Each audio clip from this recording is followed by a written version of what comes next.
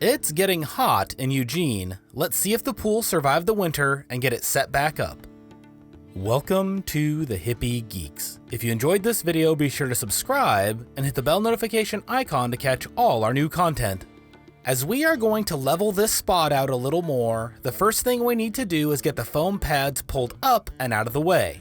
We pulled the pool down in the fall and just left these in place, and they held up surprisingly well after being left out in the weather all winter. You can see where the grass has come up in the spring in some of the cracks, which makes it a bit of a pain to get the pads up, but with a little work they moved out of the way. I set them aside for now as they need to be cleaned up before we put them back under the pool and then moved on to leveling out the dirt a bit. I am not looking to make this spot perfectly level, which would be impossible with the amount of large tree roots from our maple tree that are pretty close to the surface. However, I think that I can get the side closest to the tree brought down another inch or two, which will be close enough. While the pool worked perfectly fine last year, even though they tell you never to set these up on a not level surface, it really did affect how much water we were able to keep in there when the kids were sloshing it around. I started out by digging up all of the tufts of grass that we had seen coming up through the cracks and moved them out of the way, along with some of the grass that was right up against the edge. Once all of that was out of the way, I started scraping up the top layer near the low point of that section of the yard.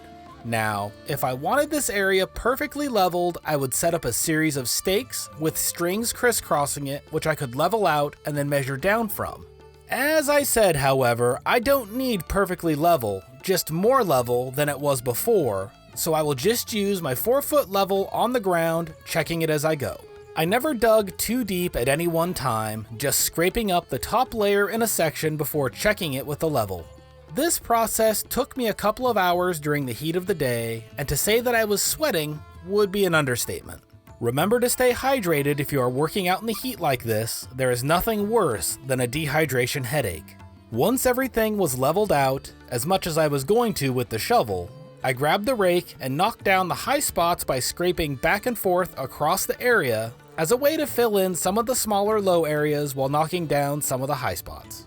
Once that was done, it was time to drag the foam mats back over and get them set into place. Lindsay had sprayed them off with a hose while I was leveling the ground, and they cleaned up really well. Once that was back in place, it was time to grab the pool and see if it survived. The first thing I grabbed was the circular tarp that we had cut last year and set it on top of the foam. This spreads out over all of the seams and helps to make sure that the pool liner doesn't sink into them and get pinched or punctured. Once that was down and spread out, it was time to grab the pool liner and see what it looked like. Surprisingly, it looked pretty great. We had stored it away along with the metal parts and pump in a Rubbermaid tote, and it looks like it completely protected it. I am not going to go over the complete process of setting up this pool, as we have a video up about that already. It goes over how we cut the foam pads and the tarp, followed by detailed instructions on setting up the pool. There should be a link that pops up in the upper right part of the screen, along with a link to it in the video description below. I will say that it went back together a lot faster this time, as I already knew what I was doing. All of the crossbars went easily together with the corners, and pretty soon I had worked my way around the entire pool. After that, I grabbed the legs and started pulling them into the corners, though this time I put them every other elbow first, as that seemed to put less strain on the rim. Remember to tuck each leg into the suspension band along the bottom as you do it, working around until all the legs are in place. At this point, I noticed that my drain plug was in the completely wrong place near the tree, so Lindsay and I rotated it until it was at the low point over on the left side of the screen. Now that everything was set up, I tossed the hose into the pool and started filling it up. There was a little crud in one part of the pool that we must have missed when we put it away last year, but that was easy enough to scrub off as the water filled the pool. As the water gets to about the half-inch deep mark, make sure that you are walking around the edge of the pool pulling the floor tight so that no wrinkles form as it is filling.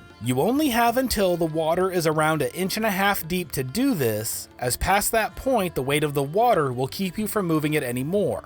Just make sure to be thorough and careful, and you will get it stretched out. I actually did a much better job this year than I did last year, and wound up with no wrinkles to speak of on the bottom of the pool, which was really nice. At this point, you can climb out of the pool and just let it fill. I set up the pump with its inlets and outlet while I was waiting, and just walked around the pool straightening the legs as necessary as the pool filled up. With 2 hoses running, it took a couple of hours to fill up, and Noah was really having a hard time waiting for it. I was more concerned with watching it to see if it was leaking, but as the water rose, everything looked exactly like it was supposed to. While I did take my time in the fall to put things away carefully, I was surprised that such an affordable pool was ready to go for a second year. We will put links to all of the things that we used to set up the pool in the description below if you are wondering what pool we used, what the foam pads are, and the other things not seen in the video.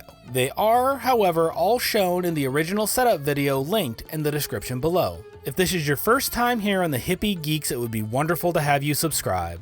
This channel is all about helping you visualize, learn, and create. If you enjoyed this video, give it a like, and check out our Patreon page or merch store to support the channel directly. Thanks again, and we will see you on the next one.